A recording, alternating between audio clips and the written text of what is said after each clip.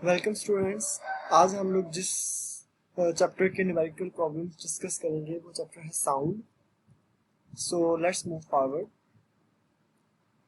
सबसे पहले आप लोगों ने ये देखना है कि आपको किन चीज़ों का पता होना चाहिए इनके इस प्रॉब्लम्स को सॉल्व करने के लिए। तो चैप्टर में ये चीज़ें आप पढ़ चुके हैं, लेकिन फिर भी हम लोग इनको थोड़ा सा एक दफ़ा रिकॉल करते हैं, ठीक है। तो सबसे पहले तो जो आपने पिछले चैप्टर से चीज़ पढ़ी हुई है वही आपको पता होना चाहिए। स्पीड ऑफ साउंड फाइंड करने के लिए हम लोग वेव इक्वेशन यूज करेंगे, that will be v is equal to f lambda, ठीक है। जहाँ पे v हमारे पास वेलोसिटी होगी या स्पीड होगी, एफ हमारे पास फ्रीक्वेंसी है और लैम्डा हमारे पास क्या है, वेवलेंथ है, ठीक है। वेलोसिटी की यूनिट आपके पास क्या होनी चाहिए, ऐसा यूनिट वेलोसिटी की मीटर पर सेकेंड। फ्रीक्वेंसी की ऐसा यूनिट क्या होगी, हर्ट्ज। और लैम्डा की ऐसा यूनिट या वेवलेंथ की ऐसा यूनिट क्या होगी आपके पास, वो होगी मीटर, ठीक है। तो अगर किसी और यूनिट में गिवन हो तो आपने इनको इन यूनिट्स में कन्वर्ट करना है, ठीक है ना। तो पहली चीज तो आपको वेव इक्वेशन ही पता होनी चाहिए, उसी को यूज करते हुए हम देखेंगे कैसे हम लोग उनके न्यूमेरिकल प्रॉब्लम्स यूटिलाइज सॉल्व करते हैं। अब जो नेक्स्ट चीज आपको इसमें पता होना चाहिए, कोड फार्मूला जो कि इधर यूज हो रहा है वो है इंटेंसिटी लेवल का। इंटेंसिटी लेवल, तो आपका इंटेंसिटी लेवल किसके बराबर है, इंटेंसिटी लेवल अगर तो आप डेसिबल की यूनिट यूज कर रहे हैं, जो कि आप डेसिबल की यूनिट ही यूज करेंगे, तो उसमें आपके पास जो फार्मूला बनेगा इंटेंसिटी लेवल का, that will B 10 log I over I not. ये आपके पास एक इंटेंसिटी लेवल का फार्मूला। अब हम इसमें ये डिस्कस करेंगे कि हमारे पास इसमें जो आई है और आई नॉट है, ये हमारे पास क्या है। तो जो हमारे पास आई है ना, ये आई, ये है हमारे पास ऑफ इंटेंसिटी ऑफ साउंड। अब कौन सी साउंड, जिस भी साउंड की हम लोग इंटेंसिटी लेवल फाइंड आउट करना चाह रहे हैं ना, उस साउंड की ये इंटेंसिटी है। आई नॉट क्या है, आई नॉट में बस इंटेंसिटी है, बट ये किसकी इंटेंसिटी है, ये इंटेंसिटी है फेंटेस्ट ऑडिबल साउंड की। फेंटेस्ट ऑडिबल साउंड की जो इंटेंसिटी होगी हमारे पास, वो हमारे पास आई नॉट है। अब फेंटेस्ट ऑडिबल साउंड क्या होता है, फेंटेस्ट ऑडिबल साउंड जो सा है हमारे पास, वो होता है फिर जो हम कम से कम, जितना कम से कम हम लोग सुन सकते हैं ना, जो कि कम से कम लेवल होगा, ठीक है, वो आपके पास जो सा है वो फेंटेस्ट ऑडिबल साउंड होता है, ठीक है ना। तो फेंटेस्ट ऑडिबल साउंड की जो इंटेंसिटी है, यानी कि जो आई नॉट है, ये फेंटेस्ट ऑडिबल साउंड की इंटेंसिटी है। अब इंटेंसिटी क्या होती है, इंटेंसिटी आपको पता है कि इंटेंसिटी की यूनिट क्या है हमारे पास, वॉट पर मीटर स्क्वायर, ये कैसा यूनिट है। यानी कि किसी एक एरिया जो कि परपेंडिकुलर है साउंड वेव्स, यानी फर्स्ट करें एरिया है और इसके बिल्कुल परपेंडिकुलर साउंड वेव्स उनसे ना पास कर रही है, ठीक है ना। तो कितनी एनर्जी जो उनके ऊपर पास करती है पर सेकंड पर यूनिट एरिया, जो सा होता है वो आपके पास क्या बन जाते हैं, इंटेंसिटी होती है, ठीक है ना। तो ये आपके पास इंटेंसिटी यानी कि वॉट पर मीटर स्क्वायर, ये आपके पास क्या है, इंटेंसिटी है। तो अब ये दोनों फार्मूलाज को यूज करते हुए हम लोग क्या उसे कहते हैं ना, फाइंड आउट कर लेंगे, अपने न्यूमेरिकल से सॉल्व कर लेंगे। एक और चीज जो कि बड़ी ऑब्वियस चीज है, आपने बेसिक डिस्टेंस का जो फार्मूला है इक्वल टू वीटी है, इसको भी जेन में रखना है और इन दोनों फार्मूलों को कोरिलेट करना है, ठीक है। आप क्योंकि डिस्टेंस भी गिवन हो सकता है, टाइम भी गिवन हो सकता है, उस केस में आप इस फार्मूले से वेलोसिटी निकाल सकते हैं, ठीक है। तो इन दोनों फार्मूलों को आप कोरिलेट करके भी यूज कर सकते हैं। जैसे कि v is equal to f lambda ना, तो v इधर से s बाय t के बराबर है, यानी कि ये किसके बराबर है, s बाय t के भी बराबर है, यानी कि f लैम्डा आपके पास जो सा है वो s बाय t के भी जो सा है वो बराबर है। तो इन चीजों को यूज करते हुए आपने ये वाले न्यूमेरिकल प्रॉब्लम जो से है वो सॉल्व करने हैं। सबसे पहले जो न्यूमेरिकल है वो क्या है, नॉर्मल कन्वर्सेशन इन्वॉल्व, यानी कि आम जो हम बातचीत कर रहे होते हैं उसमें जो इंटेंसिटी है वो कितनी है, साउंड इंटेंसिटी उसमें कितनी इन्वॉल्व है, 3.0 × 8 वाट पर मीटर स्क्वायर, ठीक है। यानी कि ये मैंने क्या कहा था, चलिए आगे आगे क्लियर होता है। What is the decibel level for this intensity, पहला पार्ट यहाँ तक है, आपने ये चीज देखनी है कि डेसिबल लेवल क्या है इस इंटेंसिटी का।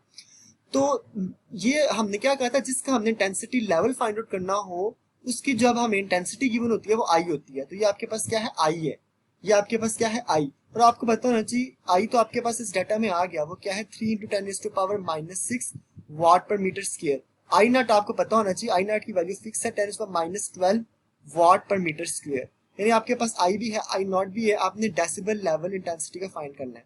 तो वही फार्मूला आप यूटिलाइज करेंगे कि आपका जो इंटेंसिटी लेवल है, जो आपका इंटेंसिटी लेवल है वो किसके बराबर है, intensity level is equal to 10 log I over I nought. अब इसकी जो यूनिट होगी वो डेसिबल होगी, तो इसे डेसिबल लेवल फॉर इंटेंसिटी पूछा हुआ है, तो आपने ये डेसिबल वाला यही फार्मूला जो सब यूज कर लेना है। और आपके पास आई भी है आई नॉट भी है, जस्ट फार्मूले में प्लग करें तो आपके पास आंसर आ जाएगा।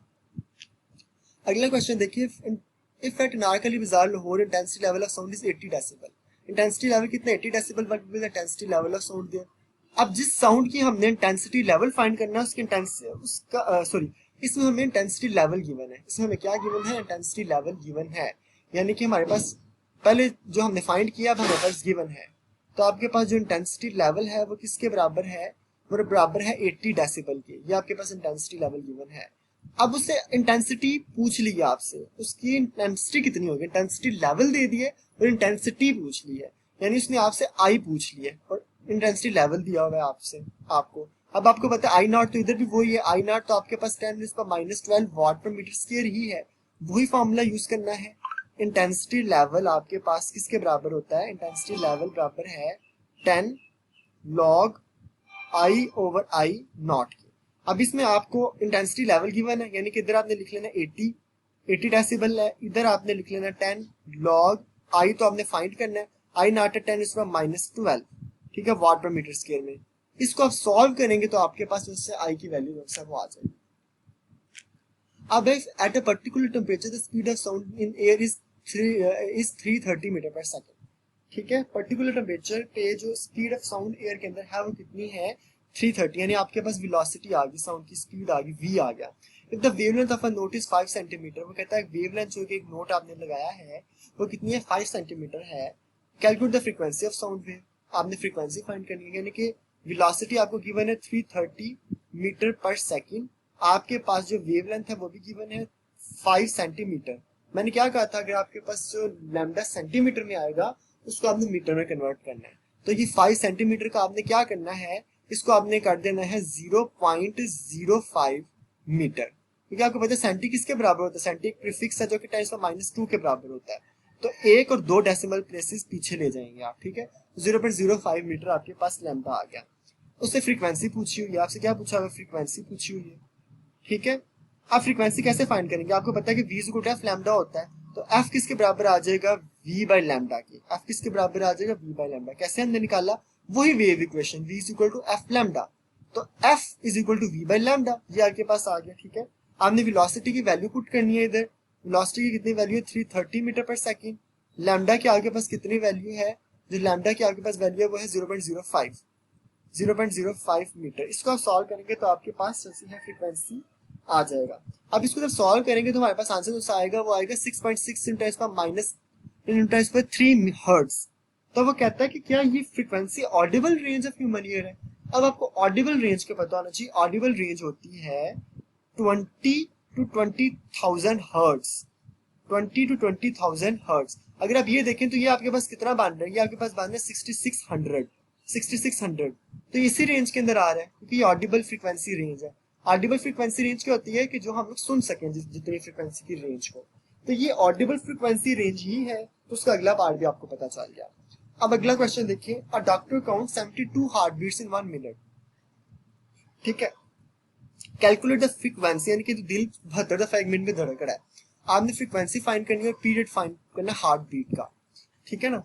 तो बीट भी बेसिकली साउंड ही है, आप ये एक चीज ध्यान में रखिए, ठीक है। सिंपली वैसे तो कल टेक्निकल बीट भी एक लेकिन आपने पढ़ा नहीं हुआ बीट एक्चुअली बेसिकली होता क्या है, तो अब इसे इसको ध्यान में रखें कि साउंड ही है, समझे आप, ठीक है। तो 72 हार्ट बीट्स है वो 1 मिनट के अंदर एक डॉक्टर काउंट कर रहा है। एक हार्ट बीट में समझ आप एक साइकिल है, एक पूरी वेव का साइकिल आ जाएगा, ठीक है।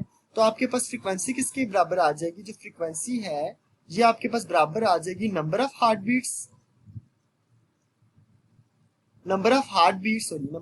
बीट्स डिवाइडेड बाय जो कि उनको टाइम लगा है, ठीक है। टाइम आपने सेकंड्स के अंदर लेना है, 1 मिनट का मतलब है 60 सेकंड्स का टाइम है आपके पास और 72 हार्ट बीट है, तो 72 डिवाइडेड बाय 60 आपके पास आ जाएगा सेकंड में, तो पर सेकंड में आंसर आ जाएगा आपके पास 1.2 हर्ट्ज आपके पास आंसर आ गया।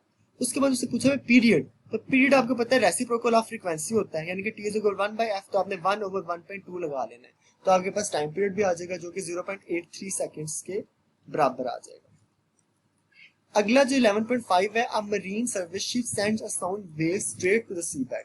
वो कहते हैं स्ट्रेट साउंड वेव, मतलब फर्स्ट करें ये आपके पास क्या उसे कहते हैं ना, ये एक सॉरी ये इसको भूल गया, ये फर्स्ट करें आपके पास एक कश्ती है ना, एक क्या उसे कहते हैं शिप है, ठीक है। ये आपके पास से क्या शिप है, यहाँ से आप एक स्ट्रेट साउंड वेव को नीचे भेजते हैं, ये नीचे सी बेड है, यानी कि जो जमीन होगी नीचे, ठीक है ना, जो अर्थ की जाहिर है समुद्र पानी पानी, उसके नीचे जमीन भी तो कहीं है ना, लैंड भी तो है बेसिकली।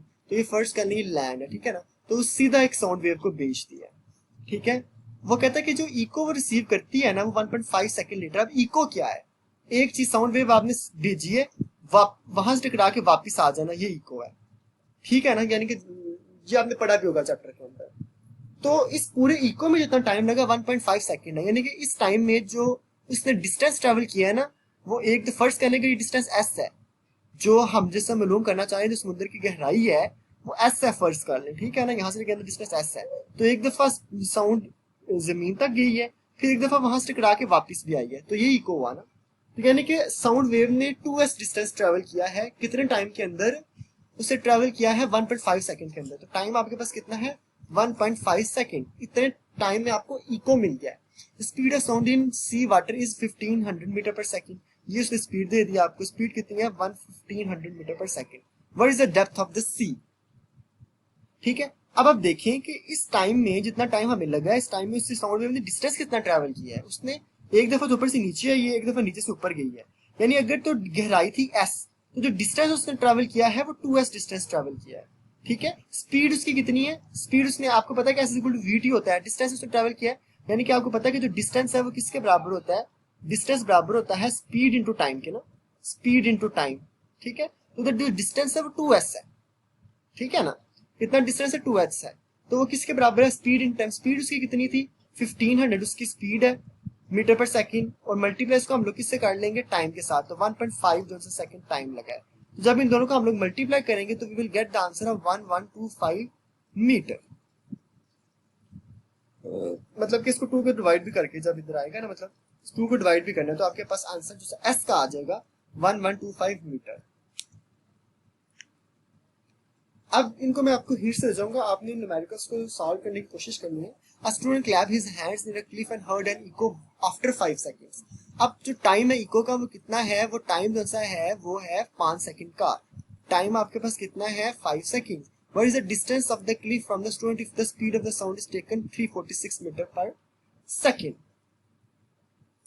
ठीक है। तो टाइम इको को मिला के देखिए डिस्टेंस इधर भी दोनों, मतलब कि अगर फॉर एग्जांपल इधर स्टूडेंट खड़ा है ना आपका, आप स्टूडेंट सब इधर खड़ा है, ये पहाड़ है, तो उसने साउंड वेव भेजी है स्टूडेंट ने, फिर यहाँ से टकरा के दोबारा वापस गई है, ठीक है ना।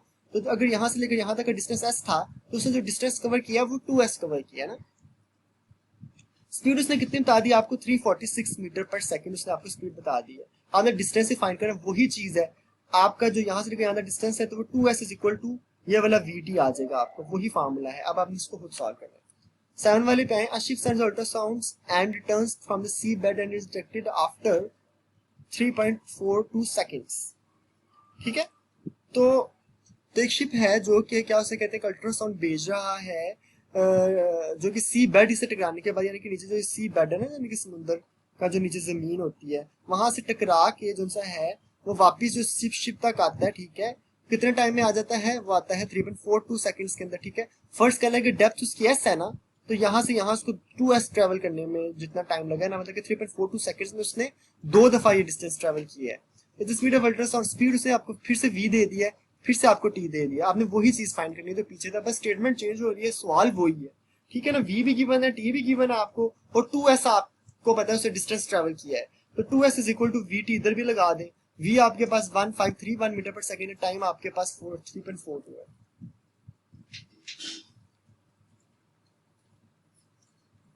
The highest frequency humans can hear is about 20,000 hertz.